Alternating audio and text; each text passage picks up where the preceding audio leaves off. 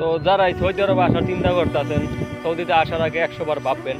তো অনেকে হয়তো তোমাকে ভিডিও দেখে গালাগালি করতে পারেন যে একজন লোক যাবে তার তোমার সমস্যা কি। আরে ভাই, সমস্যার কথা না, আমি বলতেছি সৌদি যেমন ভালো সেরকম খারাপ। যেমন এটা নবীর দেশ, তেমন আবু জাহেলেরও দেশ। তো এখানে সৌদিতে ভালো মানুষ আছে, খারাপ মানুষও আছে। তো যারা আসবেন সৌদিতে বর্তমানে বুঝে শুনে দেখে শুনে আসবেন, বিশ্বস্ত দালাল কিংবা লোক ধরে আসবেন। দালাল বললাম, অবশ্যই দালাল ভাইরা কিছু মনে করবেন না।